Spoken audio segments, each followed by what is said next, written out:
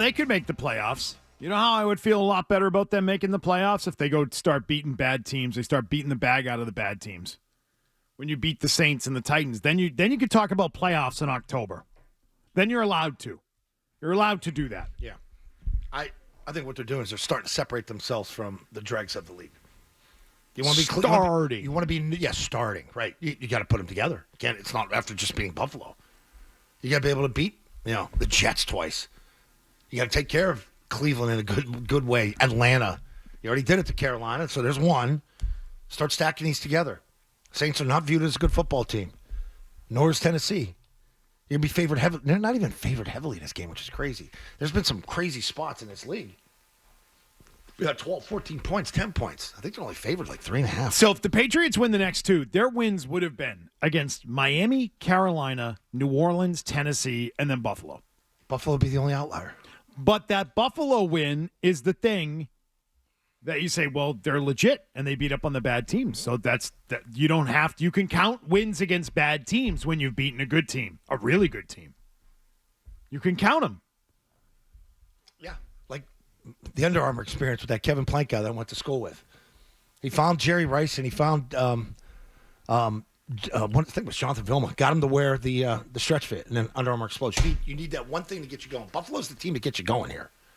Like, you just read all those teams, like, okay, not impressive. Buffalo, oh, now we're looking at you. Oh, you got something there. And you could start saying, well, their only 2 losses were 1-score games. It's not like they've been, Well, and I would say that the Steelers game you look at a little differently, too, and say, hey, you clean up those mistakes, guys, and that's a win, too. Yeah, there's no effort loss with this team. They play hard. New Orleans, Tennessee, Cleveland.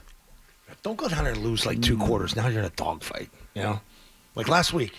You're lucky that Buffalo wasn't on their A game in the first half. I've heard a lot of people say, oh, they can sweep the next month, right? Right? And I would say, yeah, well, you're going to give people a lot more reason to believe in that if you on the first one of the 4, you're in control. Yeah, I'll start predicting that too. Anybody who's doubted them will start predicting that. That's why the style points matter this weekend. That's just the facts. It matters. And you know that if they go down there and demolish the Saints, all these people telling me the style points don't matter will be absolutely celebrating and talking about how great they were. They won't be saying, well, it's a win. Right. It's good to get a win. No, they're going to say, wow, this is impressive. Look at what they just did. I think it's going to happen. I think it's going to be great. 617-779-0985. It is the easiest remaining schedule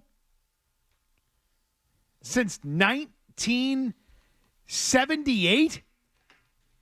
Yeah, you got 11 win boys. Now, magic things happened last night for Philadelphia. They had all 3 of their teams lose for the first time in 40 years. The Flyers, Phillies, and Eagles all lost on the same day for the first time in 40 years. That's rare. How often do you see that a schedule is the easiest in 47 years, the remaining Patriots schedule? McCone, you must be ready to do a victory lap now. Patriots worked hard for the schedule, man. A really, really bad year last year. Intentionally sucked for a long time. Yeah. to stack things up. No, you got to play who's in front of you. And that is a big part of it. I don't know if this team is an 11-win team on paper and you look at it like and say, you know what, this is a really, really good double-digit win team. But when you look at the teams that they're playing, I think the schedule allows you for an overinflated win total. And take advantage of it. Absolutely. Nothing to apologize for if you're the Patriots. Play who's in front of you, beat them, and take advantage of it. This is where if you believe in their coaching, and their coaching is that much better than a lot of people, and it's a hell of a staff they put together, this is where you put this team in the right spot to like really get into this game plan and like start dictating things of what you're going to be. And you can do that with coaching here, this one. And I think Mike's been on top of a lot of stuff. You just let some stuff fly that people don't like, yeah. But that dude is coaching up and down that sideline all night, the other night. And it's been like that all year. Prior to the Buffalo game from Aaron Schatz, who used to be Football Outsiders, but what is he now? FTN? Yeah, I think so. Yeah. So Aaron Schatz and DVOA. Prior to the Buffalo game, the projected 2025 schedule for the Patriots was the 3rd easiest since 1978 by average DVOA of opponents. However, last week, a number of teams on the Patriots schedule had bad losses, especially the Ravens. So now their opponents average minus 17% DVOA which would be the easiest schedule since 1978 by a wide margin. It would surpass the 1991 Bills and the 1999 Rams, who currently have the two easiest schedules since that point in time. It's the easiest NFL schedule since 1978. All right, so it is an easy schedule, right? But to go back to why we're talking about this week is so important, I don't know what the Giants are going to look like with Jackson Dart in a few weeks. Yeah. Is that thing look different by the time you get to that New York game? Is that suddenly a competitive team? I don't know. The Ravens, I would expect with Lamar Jackson back, is going to be a tough game, despite the fact that they have not played up to what we expected them to so far this year. 1978. You know what was going on in 1978, McCone? Did they have the forward pass in 78? I don't know. You want to know what was going on? I'm sorry to derail your football point. Steelers are winning. That's so long ago. Some of you who are a little bit older are like, no, it isn't. It feels like yesterday. World champion Steelers. Yep. Jimmy Carter was president in 1978.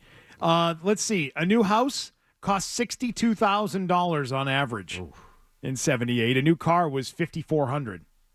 Gallon of gas was, want to take a guess? Under $1, of course. 63 cents a gallon. Yeah. 63 cents a gallon. A stamp was 13 cents back then. When I was in high school, I would go to this Sunoco on Route 51 in Pittsburgh and fill up my IROC. 87 cents a gallon. 87 cents. 87 cents a gallon.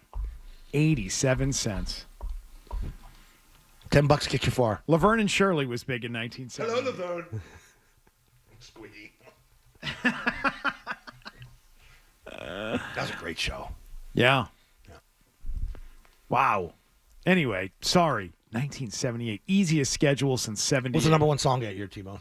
Pull that sucker up. That's a great question. It looks like it was Andy Gibb. For so long. Shadow Dancing. Shadow Dance. Yeah. Oh, man. What was Saturday Night Fever? Then? Yes, Night Fever Bee Gees was number 2. Was the second biggest song of the year. Staying Alive was I had the double fourth jacket, biggest. Man, with the Travolta on the front. That was awesome. Wow, Bee Gees dominated that year. They had 3 of the top 6 songs that year. Night Fever, Staying Alive, and How Deep Is Your Love. Turn us up. It's great. Andy Gibb had number 1 and number 8. Player, Baby Come Back. Baby, come back. This just makes you like, well, hang on. This is good. This is grandmother's Shadow Dancing. basement. Uh-huh. The All right, we'll get to tabletop that record later player. on. As much as we're allowed to play, sorry. Why? Because of the pod? Yeah. Yeah. So we started getting the complaints. Who said that? The complaints have started to roll in. Who complained? Can we talk about it? Are we allowed to? Yeah, I think They yeah. talked about it on the Oh, afternoon show. okay, good. I don't know if they celebrate it. Did they cover it? Yes. We're not celebrating it. It What sucks. About, what No, about it the sucks. morning show? So Morning show's clocks all over the board. we're allowed to play as much music as we want. They're on the breaking air, at 23. right? We're legally allowed to play anything we want musically on the air. We're covered there. However, when you post it to the internet, like anyone who's posted a video before and put music to it, when you get like a copyright violation, Yeah. we're not covered on some of the services that the podcasts get uploaded to, Oh, phooey. notably Spotify. So we've started getting warnings about the bed music, coming into segments or stuff we played during a segment, Yeah, like we'll even do- some of the music during Sounds of Sunday or the football card or any of that. We'll do our show. You worry about your own little time. So that's why we've about started to cut out the music on the pod, on the postings of the show, and people are like, "What the hell is going on? Yeah. What's with all these weird cuts? It sucks. It sucks. All natural. It's not us. It's not our rule. No, blame Louth and Stackowitz. So in now the we back. can't even play. We can't Sitting there even with play. a stopwatch. Can we just get to that part where Andy Gibbs like, Oh, Sorry, we've already He played has our like allotted he time. has like the extra oomph. Now I can hear it through the wall. okay, but that doesn't count as playing it. Do you want to finish your football point, McCone? We derailed you. I don't even remember what it was. It's fine. Screaming about Easy schedule. Just 1978. win the games. Get to 11 wins. That's all it is. Easiest schedule in 47 years. No, I do think the back end of that schedule could look different, though. So that's why you have to take advantage of these next few games. If Jackson Dart is suddenly a quarterback, or if Lamar Jackson is back and the Ravens look like a real team and they've figured things out. If Flacco with those receivers is now a functional offense with the Bengals, is that different? Potentially. All good points. It's all possibilities. Yeah. Right? We admit that. I mean, it may not go that way. No. Those teams might all still be terrible. Absolutely, but win the games in front of you right now. We know that right now the Saints are a bad team. We know that the Titans right now are a bad team. There it is. Oh, he was the This is what I want to hear. Anytime we reference the 78 easy schedule, you throw that at us. You throw Andy Gibb. You know who should play him in a movie? I don't want to get flagged. No, we're not going to get flagged. You for know who that. should play him in a movie? Martin Short. Grows hair out. He'd be a good Andy Gibb. You think so? Yeah. Martin Short? Yeah, Frank from the wedding. No, wedding I know who he is. You think he'd play a good Andy Gibb? All he would do is grow his hair out, just put his finger in his ear like this. Yeah. Because the other one, he was the talented one. Yeah. Maurice. Easiest schedule since 1978, McCone. Crazy.